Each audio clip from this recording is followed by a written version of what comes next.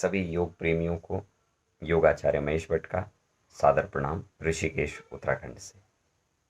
आप सभी का फिर से एक बार स्वागत है आपके अपने चैनल योगी महेश पर।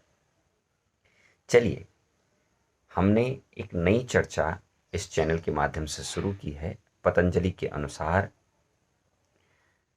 क्लेशों के ऊपर, यानी कि जो पंच क्लेश महर्षि पतंजलि ने पतंजलि योग सूत्र में बताए हैं उनके ऊपर हम अपनी चर्चा कर रहे हैं। इन पंच क्लेशों को हमने जैसे पिछली वीडियो में भी बताया था कि इन पंच क्लेशों को कॉजेज ऑफ पेन भी कह सकते हैं, दुख का कारण भी कह सकते हैं। पतंजलि के अनुसार 5 क्लेश बताए गए, अविद्या, अस्मिता, राग, द्वेष, अभिनिवेशा, क्लेशा। और इसको आगे डिटेल में समझाते हुए पतंजलि कह रहे हैं कि अविद्या छेत मूत्रेशाम प्रसुप्त तनु विच्छिन्नो दाराणाम। दूसरा अध्याय 4था सूत्र।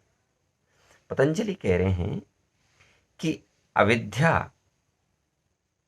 को छोड़ करके जो 4 अन्य क्लेश हैं, यानी कि अस्मिता, राग, द्वेष और अविनिवेश, इन चारों क्लेशों की 4 अवस्थाएं हैं। अविद्या की कोई अवस्था नहीं है। ये 4 जो अन्य क्लेश हैं इनकी 4 अवस्थाएं हैं, ये 4 अवस्थाओं में हो सकते हैं, जबकि अविद्या की कोई अवस्था नहीं है, क्योंकि अविद्या अन्य 4 कारणों का मूल कारण है। तो वो 4 अवस्थाएं कौन कौन सी हैं उसके बारे में पतंजलि कह रहे हैं कि वो 4 अवस्थाएं हैं प्रसुप्त, तनु, विच्छिन्न और उदार। इसको थोड़ा डिटेल में समझते हैं। अस्मिता आदि 4 अन्य क्लेशों की जो 4 अवस्थाएं हैं उनको थोड़ा समझने का प्रयास करते हैं। पहली अवस्था जो बताई वो अवस्था का नाम है प्रसुप्त,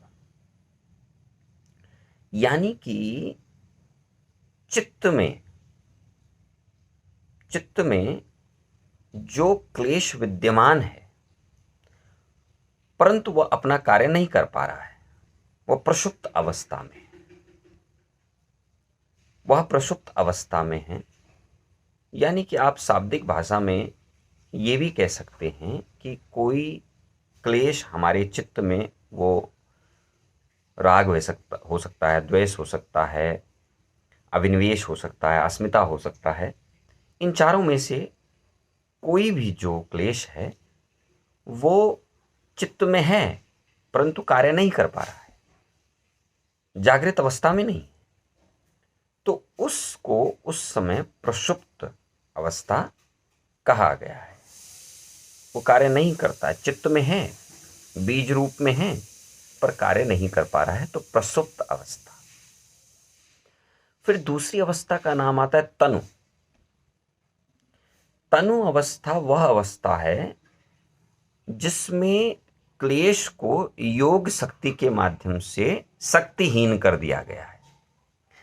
यानी कि अगर किसी के भीतर राग की भावना है तो योग शक्ति के माध्यम से, योग प्रैक्टिसेस के माध्यम से या योग आदि क्रियाओं के माध्यम से उस राग को पूर्णतः समाप्त कर दिया गया है, उसकी शक्ति को छीण कर दिया गया है। तो उसे तनु अवस्था कहते हैं। वो जागृत में नहीं आ सकता, ना वो प्रसुप्ति में आ सकता है। ठीक है। उसके बाद जो तीसरी अवस्था है उस अवस्था को कहते हैं विच्छिन्न अवस्था। विच्छिन्न अवस्था से तात्पर्य यह है कि अस्मिता आदि क्लेशों में से कोई एक क्लेश जब उदार यानी कि ऊपर प्रबल हो जाता है तो दूसरा क्लेश स्वतः ही दब जाता है। तो एक क्लेश के उदार होने से दूसरा क्लेश जब दबने लग जाता है तो वह अवस्था क्लेशों की कौन सी अवस्था हुई? विच्छिन्न अवस्था हुई। और अंतिम अवस्था जो है वो है उदार अवस्था। उदार अवस्था उस अवस्था को कहते हैं जहां कोई भी क्लेश अपने कार्य को पूर्ण रूप से कर रहा होता है, मतलब वो पूर्ण रूप से एक्टिव है और अपने कार्य को, जो भी उसका विषय भोग है, जो भी उससे संबंध रखने वाला विषय भोग है, उसमें वो पूर्ण रूप से, प्रबल रूप से कार्य कर रहा है। तो ये 4 अवस्थाएं महर्षि पतंजलि ने बताई हैं 4 क्लेशों की। वो 4 क्लेश हैं अस्मिता, राग, द्वेष और अभिनिवेश। अविद्या की ये अवस्थाएं नहीं होती हैं, क्योंकि अविद्या इन चारों अन्य क्लेशों का मूल कारण है। अगर अविद्या का नाश हो जाता है तो 4 अन्य क्लेशों और उनकी 4 अवस्थाओं का नाश स्वतः ही हो जाता है।